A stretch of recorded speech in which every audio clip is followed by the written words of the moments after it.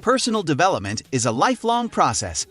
It is a way for people to assess their skills and qualities, consider their aims in life and set goals in order to maximize their potential.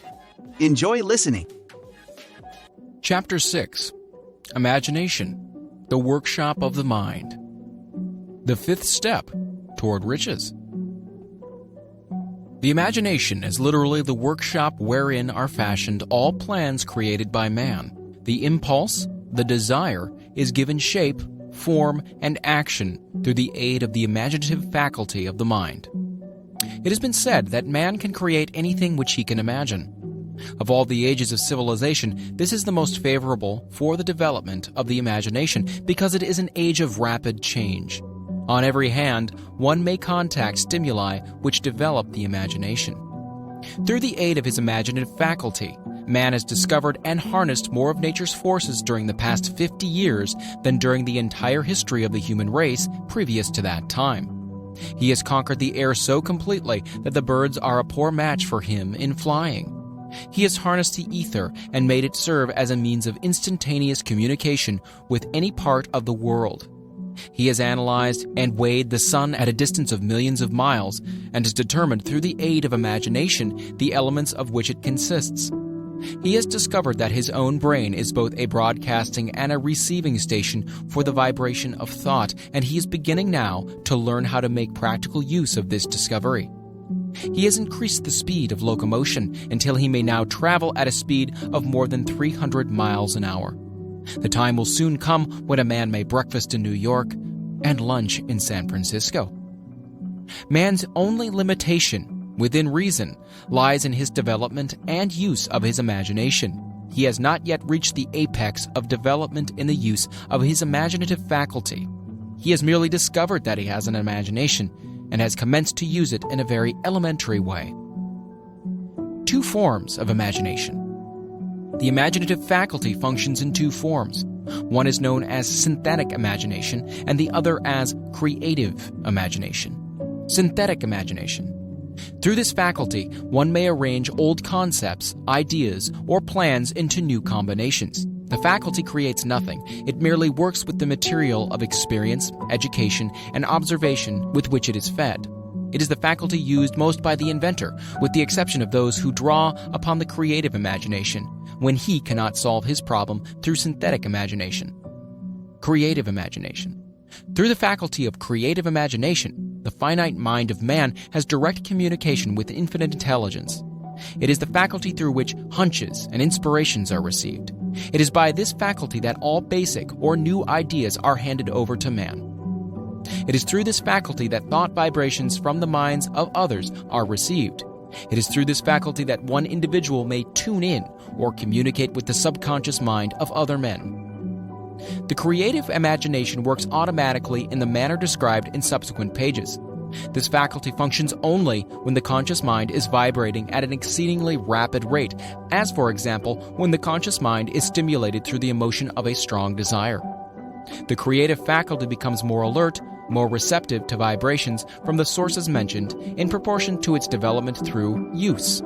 This statement is significant. Ponder over it before passing on. Keep in mind as you follow these principles that the entire story of how one may convert desire into money cannot be told in one statement. The story will be complete only when one has mastered, assimilated, and begun to make use of all the principles. The great leaders of business, industry, finance, and the great artists, musicians, poets, and writers became great because they developed the faculty of creative imagination. Both the synthetic and creative faculties of imagination become more alert with use, just as any muscle or organ of the body develops through use. Desire is only a thought, an impulse. It is nebulous and ephemeral. It is abstract and of no value until it has been transformed into its physical counterpart. While the synthetic imagination is the one which will be used more frequently, in the process of transforming the impulse of desire into money, you must keep in mind the fact that you may face circumstances and situations which demand use of the creative imagination as well. Your imaginative quality may have become weak through inaction. It can be revived and made alert through use. This faculty does not die, though it may become quiescent through lack of use. Center your attention for the time being on the development of the synthetic imagination, because this is the faculty which you will use more often in the process of converting desire into money. Transformation of the intangible impulse of desire into the tangible reality of money calls for the use of a plan or plans. These plans must be formed with the aid of the imagination, and mainly with the synthetic faculty.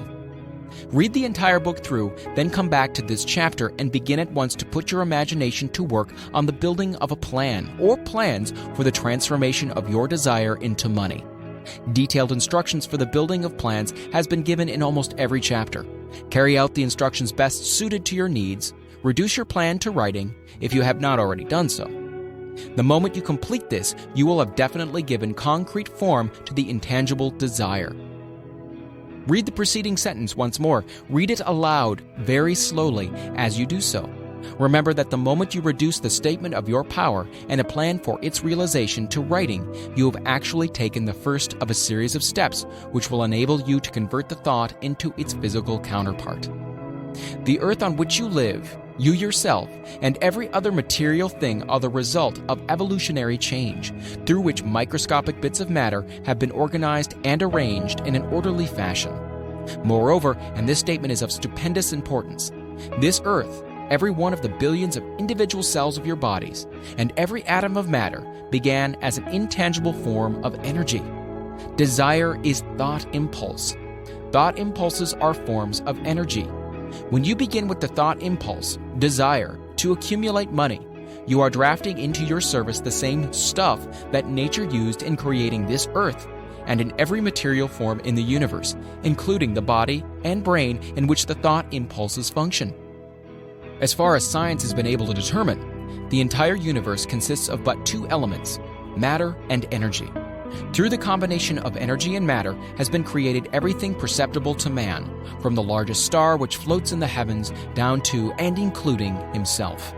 You are now engaged in the task of trying to profit by nature's method. You are sincerely and earnestly, we hope, trying to adapt yourself to nature's laws by endeavoring to convert desire into its physical or monetary equivalent. You can do it. It has been done before. You can build a fortune through the aid of laws which are immutable, but first you must become familiar with these laws and learn to use them. Through the repetition and by approaching the description of these principles from every conceivable angle, the author hopes to reveal to you the secret through which every great fortune has been accumulated. Strange and paradoxical as it may seem, the secret is not a secret. Nature herself advertises it in the earth on which we live, the stars, the planets suspended within our view, in the elements above and around us, in every blade of grass, and every form of life within our vision. Nature advertises this secret in terms of biology, in the conversion of a tiny cell so small that it may be lost on the point of a pin, into the human being now reading this line. The conversion of desire into its physical equivalent is certainly no more miraculous. Do not become discouraged if you do not fully comprehend all that has been stated. Unless you have long been a student of the mind, it is not to be expected that you will assimilate all that is in this chapter upon a first reading. But you will, in time, make good progress. The principles which follow will open the way for understanding of imagination. Assimilate that which you understand as you read this philosophy for the first time. Then, when you reread and study it, you will discover that something has happened to clarify it and give you a broader understanding of the whole.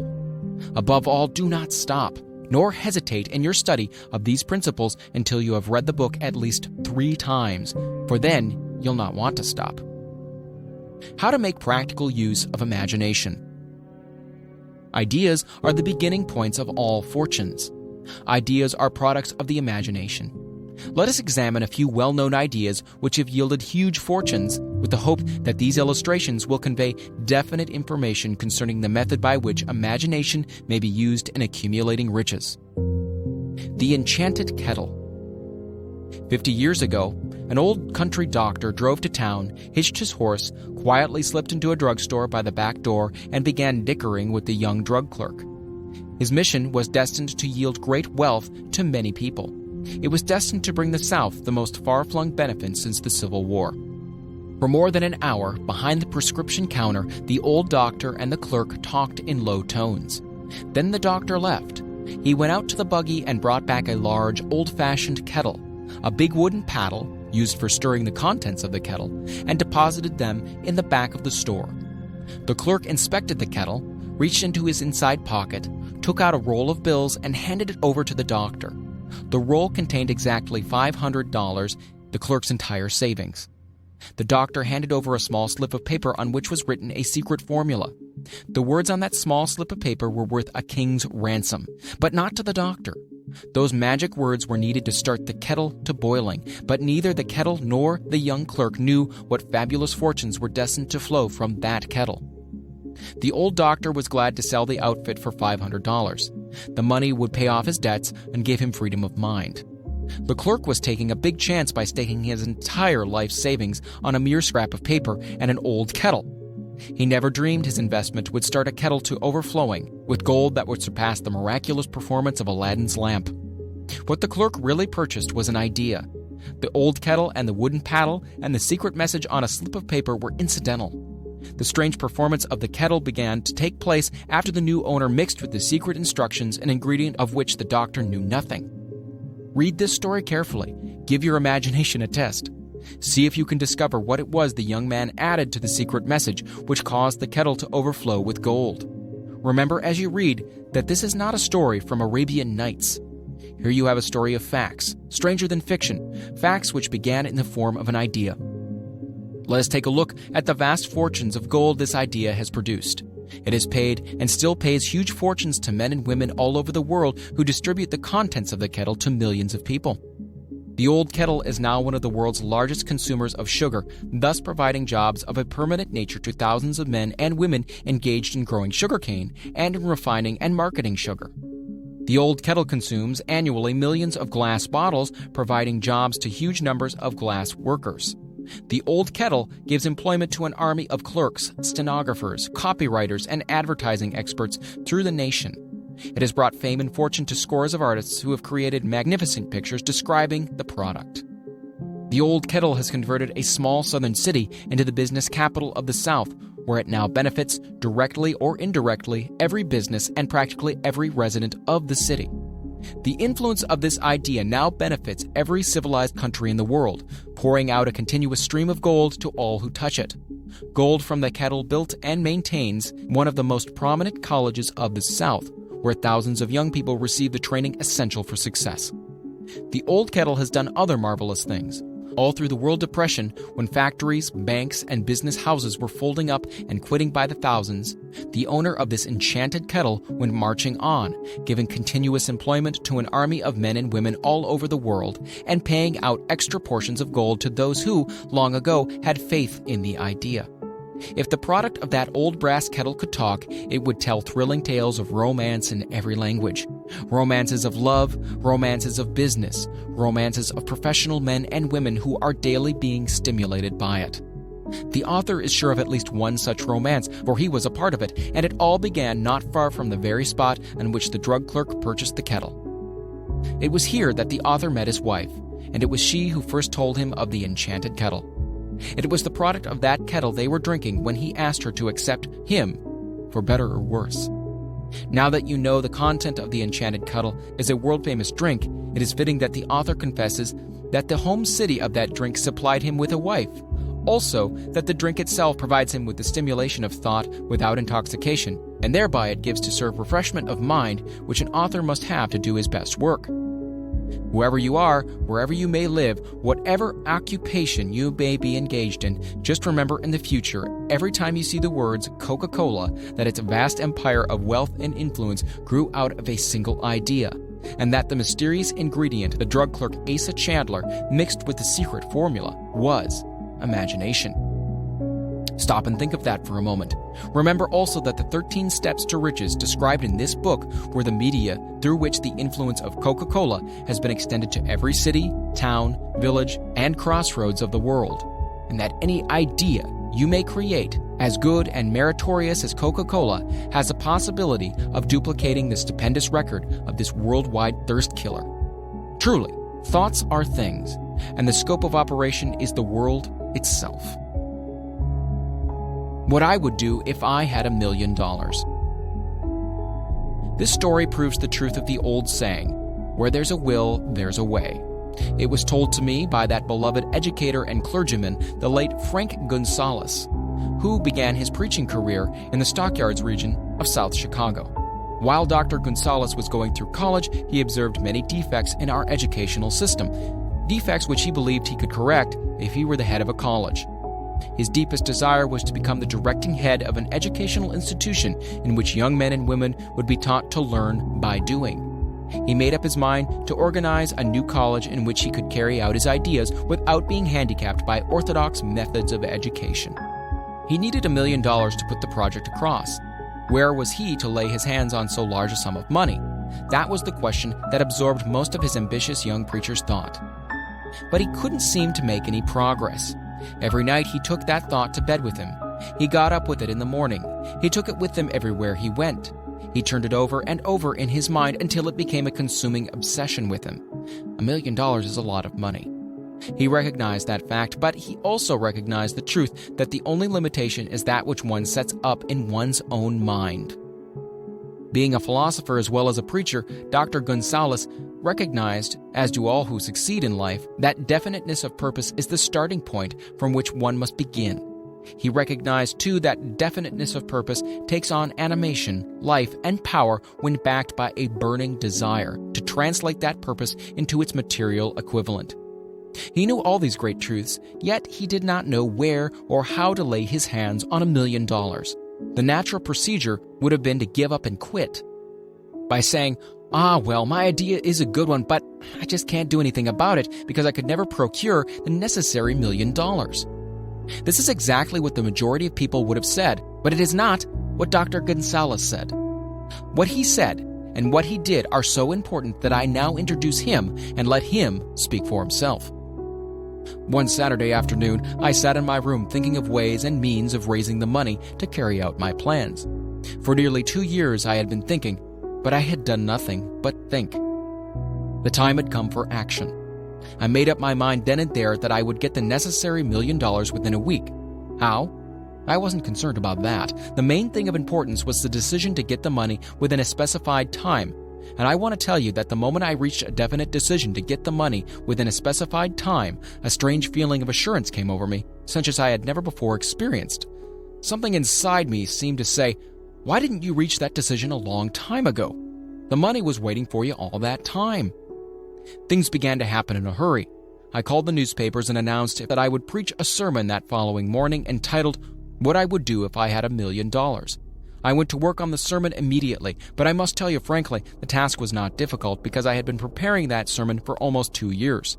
The spirit back of it was a part of me. Long before midnight, I had finished writing the sermon. I went to bed and slept with a feeling of confidence, for I could already see myself already in possession of the $1 million.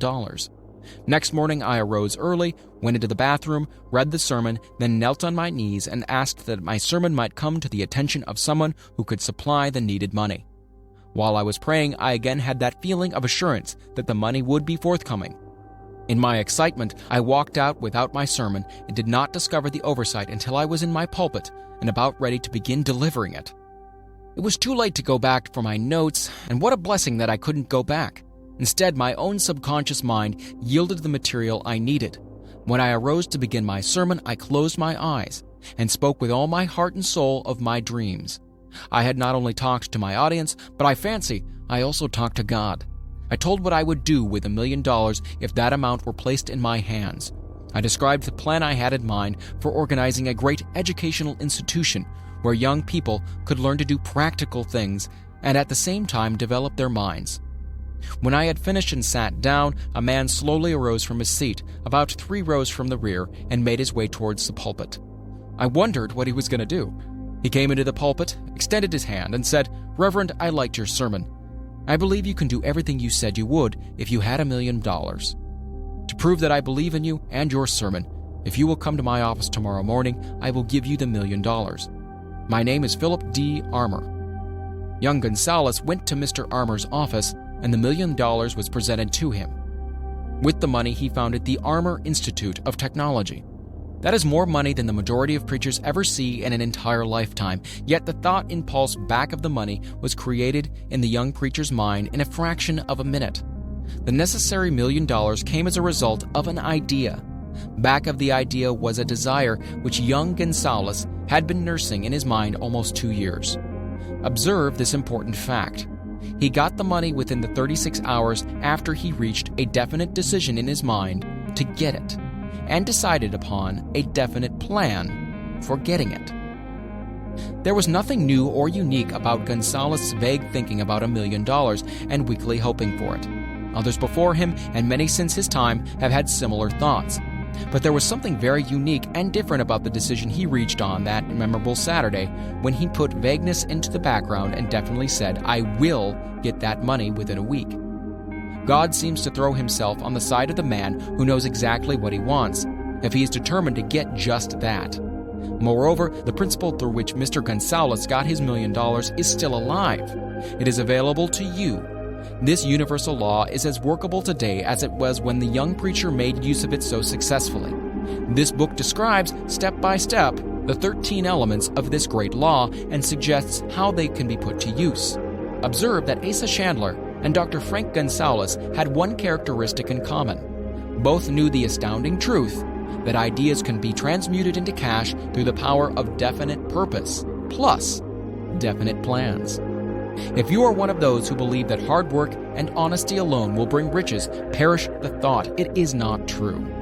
Riches, when they come in huge quantities, are never the result of hard work. Riches come, if they come at all, in response to definite plans based upon the application of definite principles, and not by chance or luck. Generally speaking, an idea is an impulse of thought that impels action by an appeal to the imagination. All master salesmen know that ideas can be sold where merchandise cannot. Ordinary salesmen do not know this. That is why they're ordinary. A publisher of books, which sell for a nickel, made a discovery that should be worth much to publishers generally. He learned that many people buy titles and not contents of books. By merely changing the name of one book that was not moving, his sales on the book jumped upward more than 1 million copies. The inside of the book was not changed in any way. He merely ripped off the cover bearing the title that did not sell and put on a new cover with a title that had box office value. That, as simple as it may seem, was an idea. It was imagination. There is no standard price on ideas. The creator of ideas makes his own price, and if he is smart, gets it. The moving picture industry created a whole flock of millionaires. Most of them were men who couldn't create ideas, but they had the imagination to recognize ideas when they saw them. The next flock of millionaires will probably grow out of the radio business, which is new and not overburdened with men of keen imagination. The money will be made by those who discover or create new and more meritorious radio programs and have the imagination to recognize merit, and to give the radio listeners a chance to profit by it. The sponsor, that unfortunate victim who now pays the cost of all radio entertainment, soon will become idea conscious and demand something for his money. The man who beats the sponsor to the draw and supplies programs that render useful service is the man who will become rich in this new industry. Crooners and light chatter artists who now pollute the air with wisecracks and silly giggles will go the way of light timbers, and their places will be taken by real artists who interpret carefully planned programs which have been designed to service the minds of men as well as provide entertainment. Here is a wide-open field of opportunity screaming its protest at the way it is being butchered because of lack of imagination and begging for rescue at any price. Above all, the thing that radio needs is new ideas. If this new field of opportunity intrigues you, perhaps you might profit by the suggestion that the successful radio programs of the future will give more attention to creating buyer audiences and less attention to listener audiences. Stated more plainly, the builder of radio programs who succeeds in the future must find practical ways to convert listeners into buyers. Moreover, the successful producer of radio programs in the future must key his features so that he can definitely show its effect upon the audience. Sponsors are becoming a bit wary of buying glib, selling talks based upon statements grabbed out of thin air. They want, and in the future will demand, indisputable proof that the Who's It program not only gives millions of people the silliest giggle ever, but that the silly giggler can sell merchandise. Another thing that might as well be understood by those who contemplate entering this new field of opportunity: radio advertising is going to be handled by an entirely new group of advertising experts, separate and distinct from from the old-time newspaper and magazine advertising agency men. The old-timers in the advertising game cannot read the modern radio scripts because they have not been schooled to see ideas.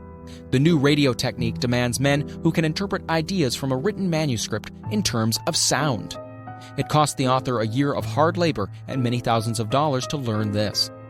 Radio right now is about where the moving pictures were when Mary Pickford and her curls first appeared on the screen. There is plenty of room in radio for those who can produce or recognize ideas.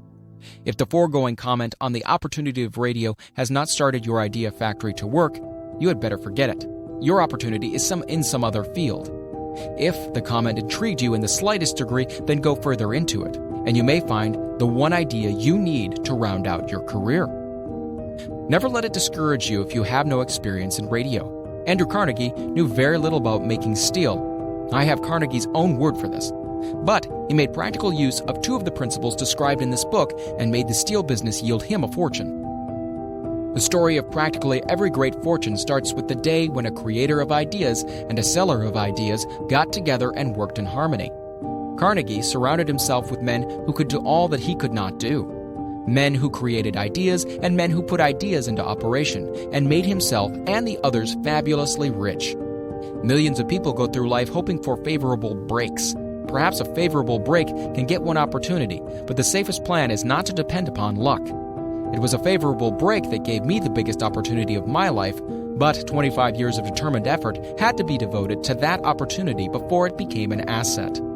The break consisted of my good fortune in meeting and gaining the cooperation of Andrew Carnegie. On that occasion, Carnegie planted in my mind the idea of organizing the principles of achievement into a philosophy of success.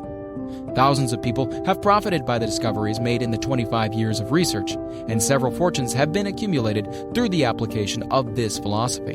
The beginning was simple, though. It was an idea which anyone might have developed. A favorable break came through Carnegie, but what about the determination, definiteness of purpose, and the desire to attain the goal, and the persistent effort of 25 years? It was no ordinary desire that survived disappointment, discouragement, temporary defeat, criticism, and the constant reminding of waste of time. It was a burning desire. It was an obsession. When the idea was first planted in my mind by Mr. Carnegie, it was coaxed, nursed, and enticed to remain alive. Gradually, the idea became a giant under its own power, and it coaxed, nursed, and drove me. Ideas are like that. First you give life and action and guidance to ideas, then they take on power of their own and sweep aside all opposition. Ideas are intangible forces, but they have more power than the physical brains that give birth to them.